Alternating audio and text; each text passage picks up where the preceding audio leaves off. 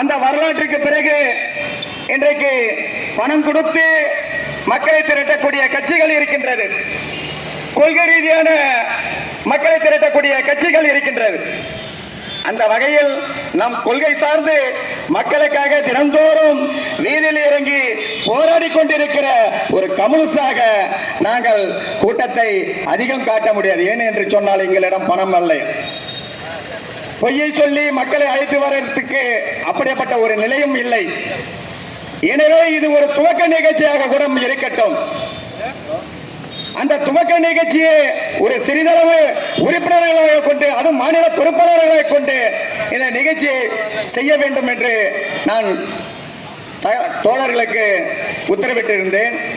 அந்த உத்தரவின் பேரிலே கிழக்கு மாவட்ட செயலாளர் அருமை தோழர் குருதேவன், துணை செயலாளராக ஜெயகாந்தன், அதே பகுதியில் இந்த விழுப்புரம் மாவட்டத்தை சேர்ந்த எங்களுடைய கட்சியின் பொதுச் செயலாளர் அகஸ்டின் முருகன், இன்னும் ஏனைய தோழர்கள் இந்த நிகழ்ச்சியிலே பங்கேற்றிருக்கிறார்கள். அவர்களுக்கு எல்லாருக்கும் ஒரு வாழ்த்துக்களை தெரிவித்துக் கொள்கிறேன்.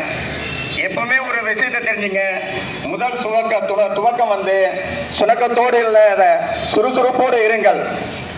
இன்றைக்கு இந்த கூட்டம் நாளைக்கு பெரும் படையாக மாறும், பெரும் புரட்சியாக மாறும் என்பது வரலாற்று சொல்லுகின்றது.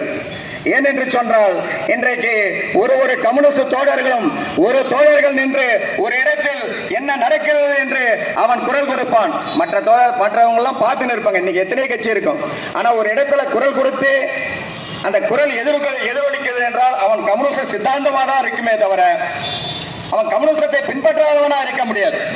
அந்த அடிப்படையிலே கம்யூனிசத்தை இன்றைக்கு யாரும் சுவாசிக்காத இருக்கவே முடியாது. இன்றைக்கு உலகம் தொன்று காலங்களிலிருந்து கரையில் இருக்கும் பிள்ளைகளிலிருந்து மரண தருவாயில் இருக்கும் வரை கம்யூனிச சித்தாந்தத்தை தழுவி சென்றவர்கள் தான் இருக்கின்றார்கள்.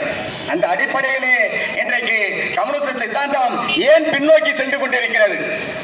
இன்றைக்கு எத்தனையோ இடதுசாரிகள் இருக்கின்றது, கொள்கை ரீதியான இடதுசாரிகள் இருக்கின்றது.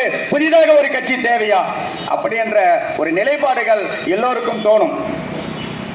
வரப்பட்ட இடதுசாரிகள் எல்லாம் புரட்சியாளர்கள் தான், எல்லாருமே சிந்தனையாளர்கள் தான்.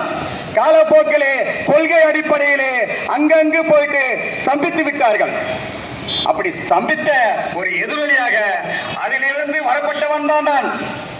முதலில் உறுப்பினராக வந்தவன், கிளை செயலராக வந்தவன், அதன் பிறகு ஒன்றிய செயலாளர் வந்தவன், மாவட்ட செயலாளர். இந்த பகுதியில் 4 ஆண்டு காலம் இந்திய ஐக்கிய கம்யூனிஸ்ட் கட்சியாக பயணாற்றி வந்தேன். அந்த கட்சி மிகப்பெரிய கட்சி தான்.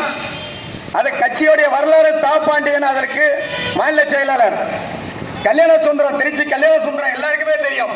ரயில்வே தொழிலாளராக பணியாற்றி அன்றைக்கு இந்தியாவுக்கும் பாகிஸ்தானுக்கும் பிரச்சனை இருக்கும் போது அன்னைக்கு டிரைவர் உள்ள போக மாட்டான் பாகிஸ்தானுக்கு. அந்த இடத்துல தைரியத்தோடு ஓட்டிய அந்த மாமனிதர் கல்யாண சுந்தரம் அவர்கள் 1989 இந்திய கம்யூனிஸ்ட் கட்சியிலிருந்து